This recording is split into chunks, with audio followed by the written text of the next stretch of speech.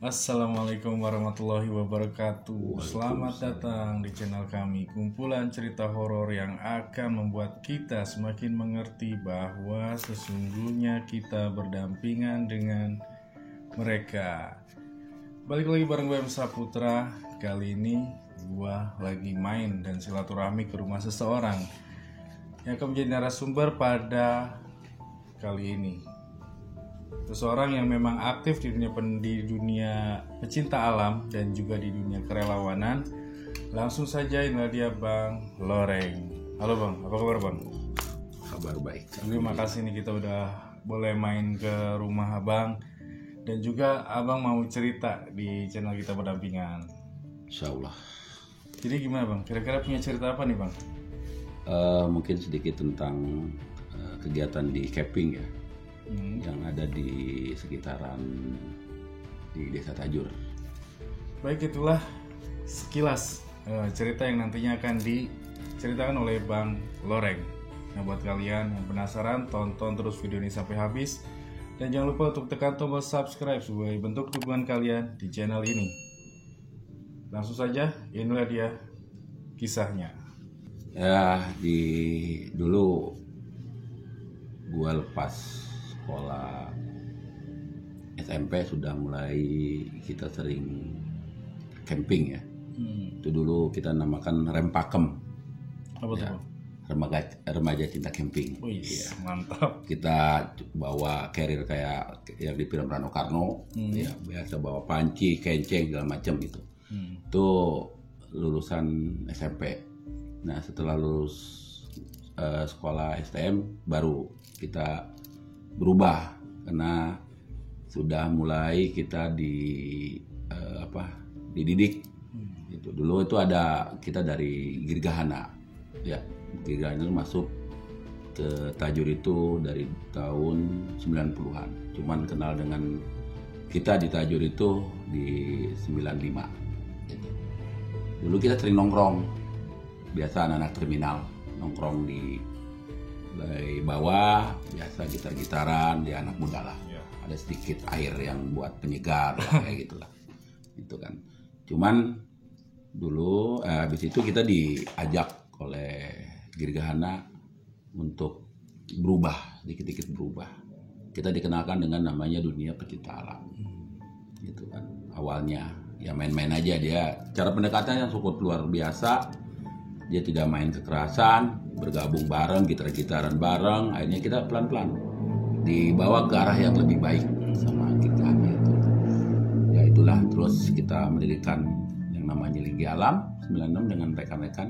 Ada 6 orang pendirinya, 1 sudah almarhum.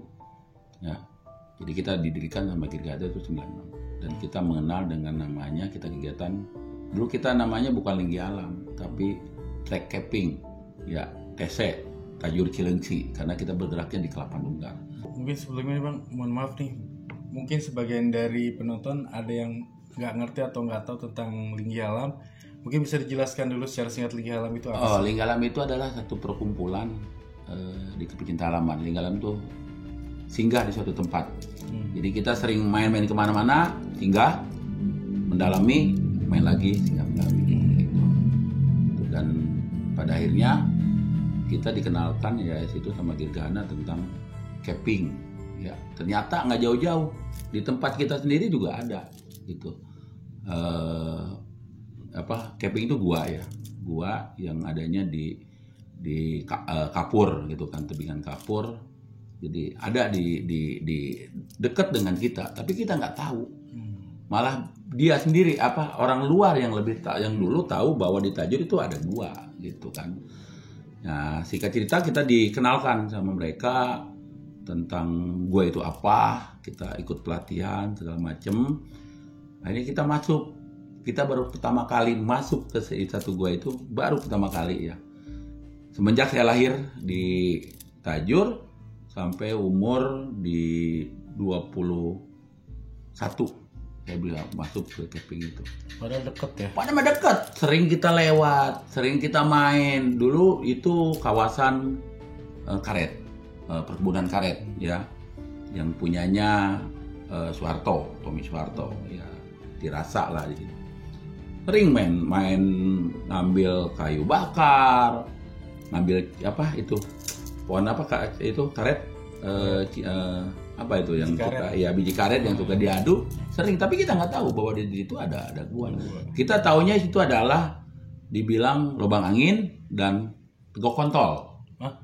Ya itu alat kelamin manusia yang nggak ada katanya. Makanya dulu cerita orang tua itu ada dulu yang diambil kelaminnya gitu. Karena diambil sama makhluk sama binatang buas gitu kan. Tiba-tiba aja ya tiba-tiba aja dulu itu cerita dari turun temurun bahwa ada korban, ada ini yang diambil hanya barangnya itu. Nah, jadi itulah kenapa pip. Oke, lanjut Bang. Jadi setelah itu kan akhirnya kita masuk ke lubang itu ya. Masuk pertama kali itu masuk itu masyarakat setempat sana dan sama yang Girgahana ini, teman-teman dari Girgahana ini dia masuk dan jadi leadernya itu dulu ada yang namanya Pak Asep ya. Dia masuk ke dalam, dia memegang kayak telinga wajang ya. Pas keluar dia sakit gitu kan. Ternyata di sering kita itu tetap ada makhluk halus dan kita harus permisi ya dengan adabnya kita.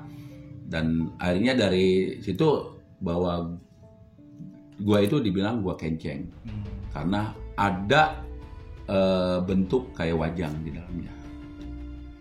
Itu jadi bukan pip lagi tapi sekarang jadi gua kenceng atau gua baru.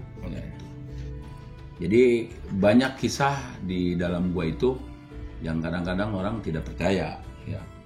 Karena tidak percaya karena mereka belum merasakan keindahan di dalam perut bumi, namanya juga kenceng gitu. Saya harap kalau orang-orang camper pasti sudah pernah masuk ke gua kenceng gitu, dengan keindahannya, dengan kelestarian ornamennya, eksotisannya, terus dengan berbagai macam kesusahan. Karena gua kenceng itu banyak bentuk, kita bisa ngerayap, bisa tiarap, ada air terjunnya, ada nyelamnya, dan banyak hal-hal gaibnya juga banyak. Lengkap lah. Kalau seorang bilang bahwa gua seorang camper sejati, kalau belum ke kenceng kayaknya kurang pas. Ya, karena teman-teman mungkin di seluruh Indonesia ya, pasti kalau ke Jawa Barat, khususnya ke Tajur, itu pasti dia bakal masuk ke gua kenceng. Gitu. Berarti memang sangat populer banget di dunia perkevingan ya? Insya Allah pasti sangat populer, dan kearifan lokal pun di situ masih sangat kencang. Gitu kan. Nah, buat kalian yang mungkin pernah ke sana dan pernah mengalami sesuatu hal yang seru atau mungkin nggak terduga, ya bolehlah komentar di bawah. Siapa tahu nanti ya kita bisa mix and match dengan cerita dari Bang Loreng ini. Ya, jadi banyak keanehan kadang-kadang di gua kenceng ya. Bila mana ada orang yang kan di gua kenceng ini ada satu perkumpulan namanya Linggalam, itu sebagai barometer untuk jadi pemandu atau pengantar teman-teman ya. Tapi kadang-kadang ada yang orang yang langsung mau masuk sampai lama mencarinya lubangnya, karena lubang kenceng itu ada 3 ya. Ada yang dari atas, ada yang di bawah, ada yang memang masuknya lewat nyelam dulu, atau masuk melewat air terjun, atau masuk lewat pen. Jadi ada 3 lubang yang biasa kita masukin. Tapi lubang pen itu ada lubang untuk evakuasi ketika memang keadaan di dalam berbahaya. Jadi banyak hal medis juga di dalamnya, banyak. Gitu. Kadang-kadang melihat keanehan di dalam gua, ya kalau tanpa ada pendamping ya sangat berbahaya, gitu kan. Karena lubangnya sempit, ketika kita panik bisa jadi berbahaya di dalamnya. Makanya perlu pendamping. Ya, dianjurkannya pakai pendamping lah buat keselamatan ya. Ya, dan harus sesuai dengan SOP. Ya, maksud gua tidak pakai helm ya saya harap berbahaya. Ya, karena dalam gua itu banyak yang tajam-tajam gitu kan. Terus kalau pengalaman orang-orang atau masyarakat yang pernah masuk ke situ tanpa adanya dampingan dari guide lah, bisa dibilang kayak gitu, kira-kira itu yang umum dan sering terjadi, itu kejadian apa sih Bang? Itu biasanya dia nggak pernah nyampe ujung ya, paling nyampe air terjun dia balik lagi. Karena kesulitannya ketika kita dia nggak tahu yang ada 3 pit yang nyelam itu, dia tidak tahu. Harus ada pendampingan. Karena saya dulu pun masuk 96 itu didampingi oleh Girgahana, teman-teman dari Girgahana didampingi, dan dulu itu masih asri di atasnya. Perkebunan karet masih ada, air pun masih jernih. Kalau sekarang sudah mulai gundul dan kadang-kadang kita tidak tahu apa situasinya ketika hujan. Kalau dulu kan hujan gede apapun, karena memang di atasnya masih pohonnya masih lengkap, masih rapat, nggak langsung air gede. Ya. Tapi kalau sekarang ketika hujan kita di dalam tidak tahu tempat evakuasi, udah kebayang deh. Udah nggak kebayang evakuasinya lumayan susah. Tapi kalau dari sisi mistisnya? Kalau dari sisi mistisnya, kalau orang yang nggak biasa dan tidak tahu pada lokasi sana itu sering pasti akan dijamu dengan selamat datang ular di mulut guanya. Kalau belum terbiasa, kalau belum tahu gitu kan, pasti. Cuman ular belum selama ini belum pernah mengganggu teman-teman ketika memang kita juga sopan. Ketika kita akan memasuki wilayah mereka. Artinya ular alam, ular benar atau tidaknya. Dan kita pun di dalam kadang-kadang sering ketemu dengan ular di dalam. Tapi ya tergantung kitanya. Tapi alhamdulillah sampai saat ini ketika kita sopan atau kita juga tahu adab, alhamdulillah jarang mengganggu sih. Selain sosok ular, kita dulu juga pernah kayak ada sosok penjelmaan ya, kayak seorang dibilang kata orang tua mah, itu ada penunggu di gua itu. Jadi ya itu tadi yang dibilang gua kontol itu atau gua kemaluan manusia itu, karena dia ada satu penunggunya dari kejadian harimau gitu kan. Dia yang melindungi, karena gua ini adalah sumber air untuk penduduk di sekitar di bawah lingkungan gua Kekenceng itu. Gitu. Jadi dulu saya pernah ngecamp sama teman-teman Girgahana di atas gua itu, satu suro ya, bulannya terang sekali ya. Jadi ada angin datang ya, pokoknya kita merinding, kita masuk ke dalam tenda. Jadi kayak ada tangan merumpuk ke tenda kita. Tangan itu kalau menurut kita adalah si makhluk itu gitu kan. Jadi dia ngelangkah gitu kan. Karena itu pas malam satu suro, kalau nggak salah saya itu malam suro dengan teman-teman lagi ngadain pendidikan lanjutan camping anak linggi alam. Saya lupa lagi tahun angkatan berapa. Itu real, benar-benar kelihatan. Jadi kayak ada telumpuk. Ini tenda ya. Kita masuk ke dalam tenda karena terang ini kan kelihatan. Bayangan itu di luar itu kelihatan. Lilir mudiknya kelihatan. Jadi kayak gitu. Jadi kita nggak berani keluar. Berani keluar itu setelah itu memang sudah tidak ada lagi bayangan, baru kita berani keluar. Karena ada teman-teman yang dari lubang keluar, gitu kan. Keluar, baru kita berani keluar. Sebelum teman-teman keluar dari lubang, kita nggak berani. Karena kayak ada bayangan tangan nelungkup tenda, gitu. Jadi seolah kayak jalan gitu ya? Iya, jadi kayak dia jalan gitu kan, diam stek gitu kan. Kita di dalam nggak bisa keluar dari tenda. Itu ya kita hanya berdoa aja di dalam tenda sebisa kita aja gitu kan, berdoa Dan akhirnya itu teriakan teman-teman dari bawah, akhirnya kita berani keluar. Dan kita tidak menceritakan di situ. Kita kemas, kita packing, kita balik ke base camp, baru kita ceritakan di bawah. Kalau kita ceritakan di atas, udah kacau. Itu tenda nggak akan hilang, karena kita akan kabur. Panik ya. Yang ada pas balik lagi tenda nggak ada, gitu kan. Gitu. Di luar kejadian itu? Kalau luar kejadian itu mungkin ya dulu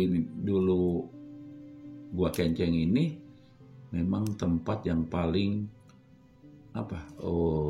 dibilang paling ditakutin ya di sekeliling itu.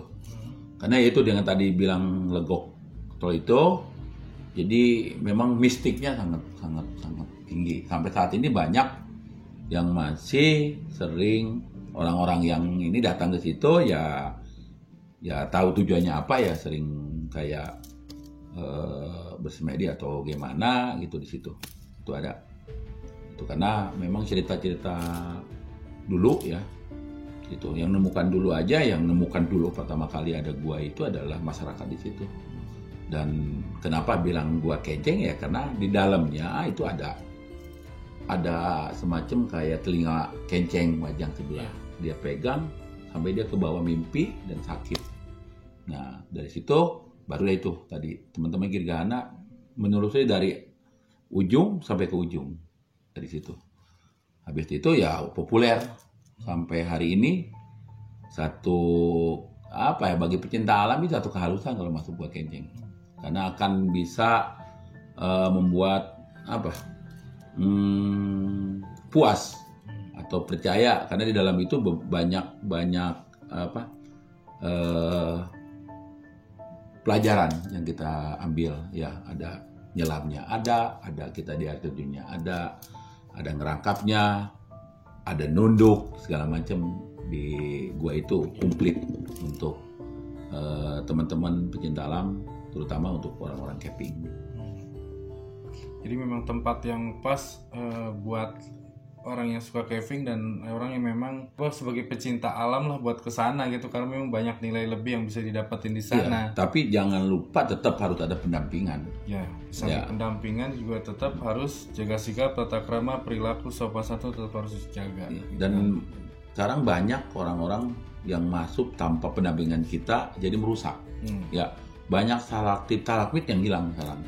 Yang sodastro aja yang begitu tahunan, ratusan tahun juga sekarang sudah mulai nggak ada. Karena sudah mulai terbuka. Mulai orang sudah berani. Karena satu, alamnya juga sudah mulai rusak ya di atasnya. Kedua, sekarang sudah motor pun kadang-kadang sudah sampai ke atas, ya nggak. Terus ketiganya juga mungkin lingkungan di sekeliling kita ya, terutama di lingkungan alam. Terus di masyarakat pun sudah terekspos keluar tentang Gua Kenceng dan tidak ada pemantauan gitu. Kadang-kadang teman-teman yang datang langsung masuk tanpa menghiraukan kelestarian di cagar alam ya, kita cagar alam. Karena ini adanya di kawasan perkebunan dulu, perkebunan karet. Kalau dulu masih bagus, cuman sudah 2010, 2015 ini sudah mulai hancur sih tidak, masih bisa. Cuman ya itu sekarang mungkin ya harus ada pendampingan dari teman-teman camping, terutama yang ada di HCP ya, karena kan gue itu adanya di bawah HCP ya, Himpunan Psikologi Indonesia. Iya, tapi saya masih penasaran dan masih tertarik buat ngebahas tentang nama yang sebelumnya mungkin agak nyeleneh, tapi memang itu adanya kan ya Bang ya? Itu adanya. Dan yang jadi fokus saya atau yang jadi rasa penasaran saya itu, kenapa si makhluk atau apapun itulah, kenapa makhluk itu tuh ngambil kelamin itu gitu loh. Apakah ada kesalahan dari orang itu sampai harus diambil, entah itu dia buang air sembarangan atau melakukan hal yang tidak senonoh atau kayak gimana gitu, sampai akhirnya dia tuh diambil kolamnya dan menjadi nama. Justru dulu kan memang itu kan masih hutan, ya kawasan itu masih hutan, masih namanya perkebunan karet ya, karena masih hutan, masih ya sangat ditakutin lah oleh masyarakat Tajur itu ketika lewat situ dulu.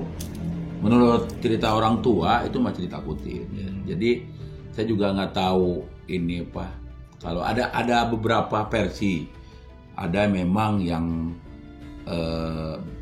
buang air kecil sembarangan, ada yang bilang dulu itu ada orang yang jahat gitu juga di situ ya, nyumpet, tapi memang itu tempatnya makhluk itu ada. Jadi ada beberapa versi dan orang tua dulu pun nggak menjelaskan mendetail bahwa terjadi kayak gitu, tidak. Cuman kita penanda warisan itu gua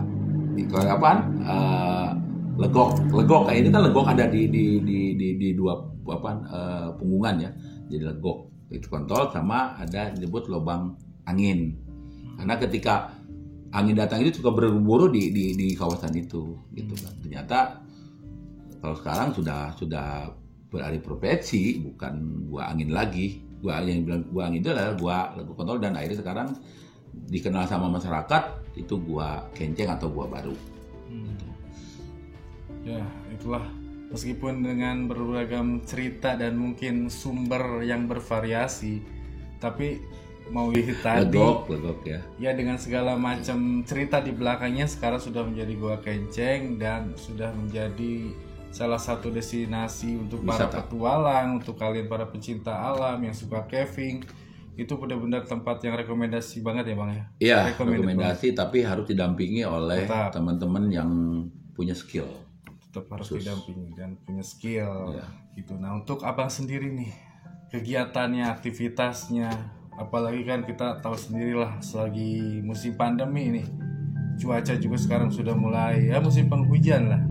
Dan tadi kan saya sempat singgung dan mengenal Abang tentang aktif di dunia kerelawanan. Nah, bisa diceritakan apa pengalaman Abang di dunia kerelawanan ini? Ya, kalau di dunia kerelawanan ya sampai sama ya dengan yang lain gitu kan. Tergantung dari moodnya kita gitu kan. Banyak teman-teman bergerak di kerelawanan dan kebencanaan. Ya, salah satunya kita ambil contoh tentang kebencanaan di masyarakat, tentang orang hanyut ya kan. Kebanyakan sih orang-orang hanyut ya. Itu banyak cerita kalau kita sudah menangani tentang kebencanaan orang hanyut. Itu tidak lepas dari peran serta kearifan lokal, peran serta potensi SAR, dan peran serta pemerintahan juga. Gitu. Butuh beberapa elemen lah, saling mendukung dan saling melengkapi. Iya, melengkapi. Nah, kalau Abang sendiri itu mulai terjun lah, mulai aktif di dunia kerelawanan itu dari tahun berapa Bang? Dari 96 ya. Saya pribadi dari 96, semenjak saya masuk ke Linggi Alam, saya bisa naik pesawat pun karena memang dari awalnya dari Linggi Alam, bisa kemana-mana pun itu dari Linggi Alam gitu, pengenalannya. Dari peristiwa Aceh, peristiwa Padang atau Merapi, terus peristiwa yang kemarin itu dari Palu ya. Awalnya dari Linggi Alam, dari alam kita bernaik jenjang ya, masuk ke relawan pemerintahan. Dan pemerintahan kita difasilitasi untuk bisa ketika kita dibutuhkan tenaga kita, pikiran kita untuk terjun ke lokasi bencana, ya kita harus siap gitu.